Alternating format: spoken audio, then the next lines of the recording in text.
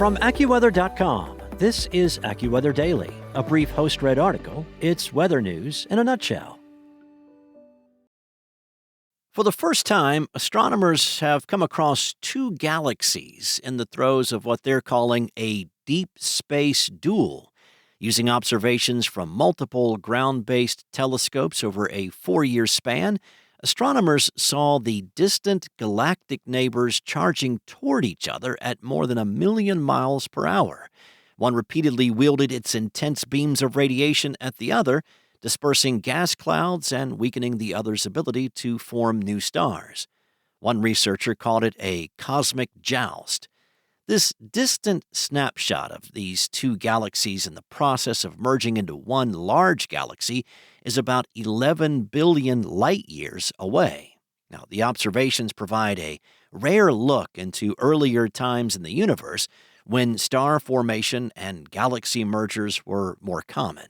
The researchers found that the attacking galaxy's piercing radiation comes from within its bright core, a quasar powered by a supermassive black hole. The intense gravitational influence of a black hole draws matter toward it in such an energetic way that dust and gas heat up to millions of degrees and become luminous.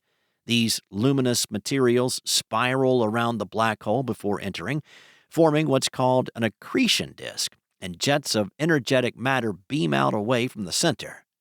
Each blast of the quasar's ultraviolet waves are about 1,000 times stronger than the radiation of our Milky Way, causing hydrogen molecules from some of the victim galaxies' star-forming nurseries to split and disperse. Stars form when large clumps of gas and dust reach a critical mass and collapse under their own gravity. However, researchers observed that after being dispersed by the radiation, the clouds were not dense or large enough to create new stars.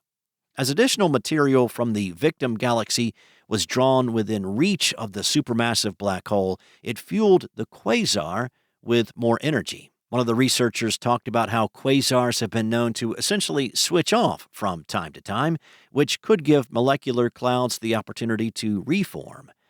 Scientists initially wanted to observe this particular quasar more closely because of its unique features among thousands of low-resolution spectra, which are like fingerprints for distant celestial objects, offering clues about composition, temperature, and activity within them. But the light from quasars is so powerful that it often outshines their own host galaxies, making it difficult to observe other galaxies close by.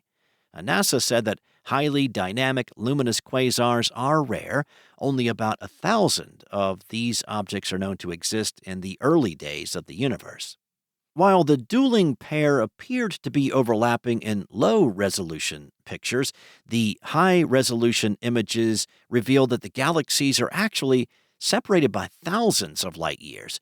Using the Very Large Telescope, the researchers were able to study the density and the distance of the gas affected by the quasar's radiation. And since the light from these objects came from billions of light-years away in the early universe, researchers believe that it is possible that these two galaxies have already merged by now, but there's just no way to be sure. Scientists believe quasars and galaxy mergers used to be far more common earlier in the universe's lifetime. Galaxies merge when they are pulled toward each other by gravity, and the universe used to be more densely packed together. Over time, the universe has expanded, and more galaxies have combined into larger ones. Scientists say that 10 billion years ago was an interesting time in the universe, adding that astronomers call this period when stars formed at a rapid rate the noon of the universe. Though less frequent, galaxy mergers are still happening all the time. Even our own Milky Way is expected to merge with the Andromeda galaxy in a few billion years, but the study team isn't certain yet whether the Cosmic Joust phenomenon is a common feature when two galaxies collide and form a larger one.